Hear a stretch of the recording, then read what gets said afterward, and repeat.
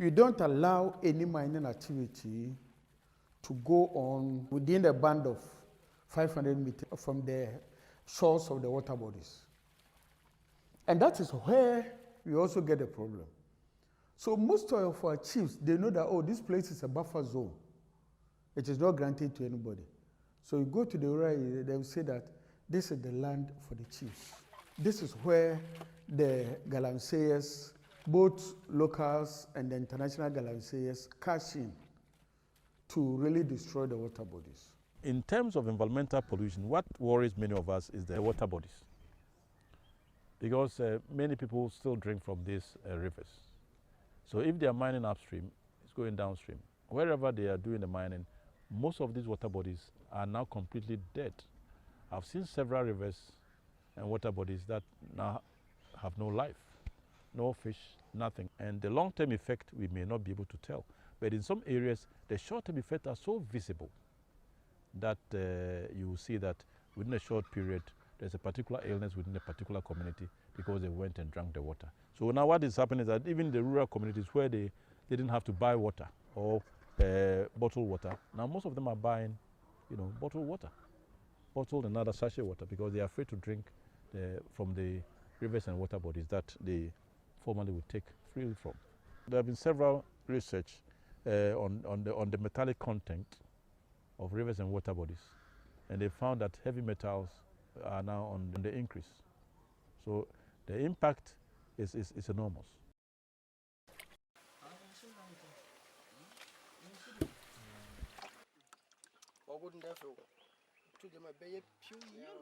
Mercury poisoning is a big concern.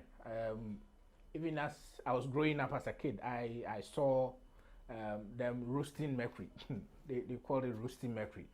They put it in a pan, and the smoke that come out, they do not wear nose masks, nothing, and they get exposed to these chemicals. I have had a relative of to die from cancer.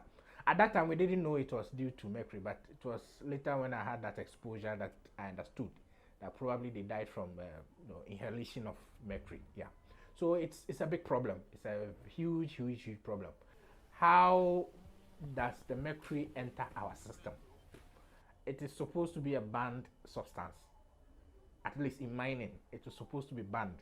But how come we still have mercury in the system to the extent that they have easy access? Baby, I'm office in the one. You told me all. You told me all my dear Juma. Oh, Madino, Bian and Nay. Bo Habato, Cotuano. Bia was Bia 38. As you say, Mercury there at Media or Hauba. Lemon, yeah, wow, obeys are dear no. Or you or Shinsa, and son will be very Not only say Mercury, the problems, but all protect you, saying I'm not doing anything. My fear is that a lot of our water bodies, which are already polluted anyway, have also had this mercury contamination. And to think that Ghanaians love fresh fish, and most of these fresh fish are caught from these water bodies that have been contaminated. That is a very serious issue we are dealing with here. I believe if we did a thorough research and try to get the frequency of diseases, certain kinds of diseases in mining areas, we could draw that linkage between those diseases and then the prevalence of mercury and other heavy metals in our water bodies. Yeah.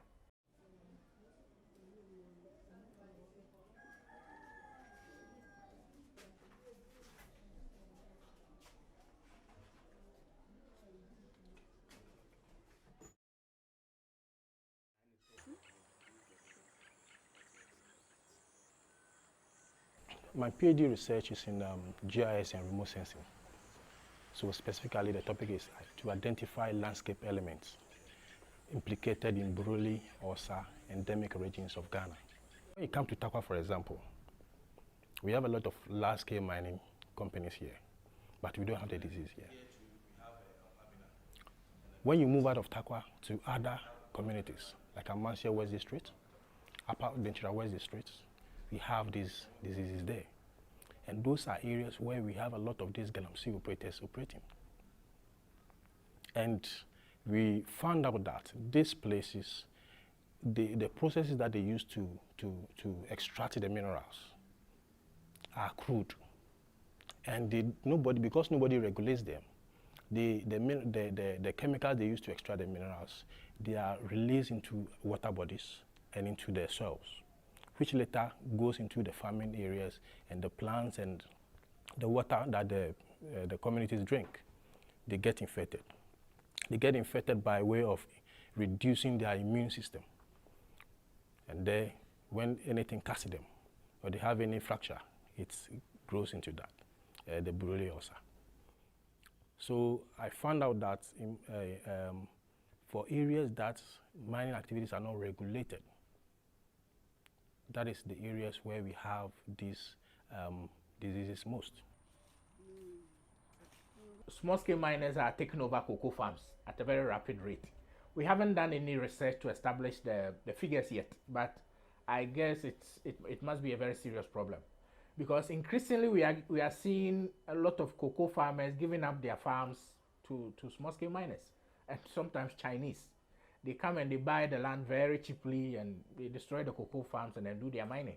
So I believe in the next few years, if we were to do some serious research, it will be able to establish that fact that yes, cocoa production will be affected because of the increase in small-scale mining.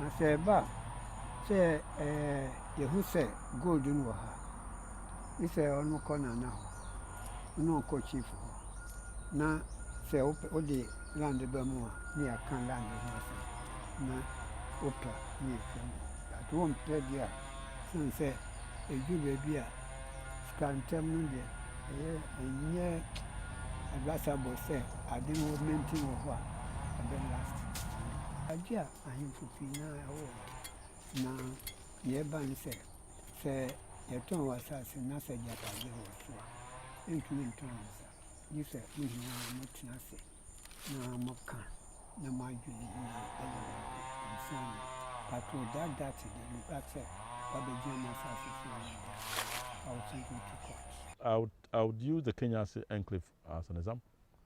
Food security has become a big issue there, because most farmers have lost their land. These have been taken up as concessions.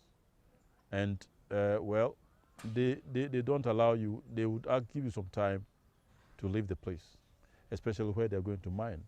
And if about 100 farmers lose their farms, what do you think the implications are for the families themselves and for those who buy food? So food security is a big question when it comes to mining. And I would say that in Kenya, as soon as you have mining coming into a place, cost of living also suddenly jumps up. And for the local people, this is food. So if I have to spend much more money to buy food, then food security becomes an issue. So food security and mining is a big question. And I think more and more food security will become a problem if we are not careful the way mining is being done in the country.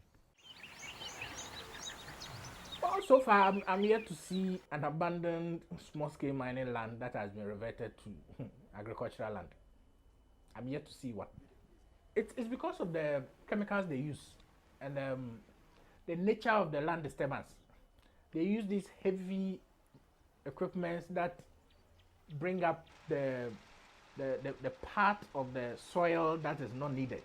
They dig deep, bring it up, and then basically it's mud. That makes its usage as agricultural land very, very difficult. We need to plant leguminous crops and trees like teaks and other stuff to make it more fertile before it can be used for agriculture. But unfortunately, again, we come back to Minerals Commission and their oversight role over the sector. Nobody is asking them to do so. So they leave, and then they leave the huge pits which gather water. Mosquitoes come in, create malaria is all over the place and all that. So it's a mess. Yeah.